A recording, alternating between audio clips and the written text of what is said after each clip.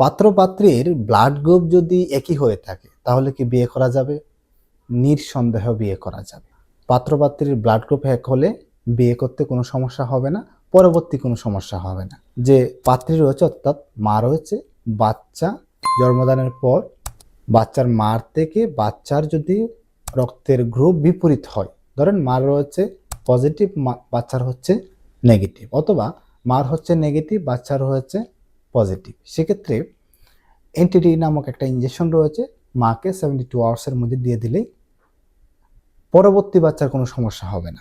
তবে বর্তমান বাচ্চার কোনো অসুবিধাই হবে না। ইনজেকশনটা দেওয়ার উদ্দেশ্য হচ্ছে যেন পরবর্তী যে বাচ্চা নেবে সে বাচ্চা যেন কোনো অসুবিধা না হয়, জরায়ুতে অ্যান্টিবডি তৈরি হয়। সো এই যে এই অ্যান্টিবডিটা দেখা যায় যে পরবর্তী বাচ্চার তার আরবিসিকে ভেঙে দিতে সাহায্য করে।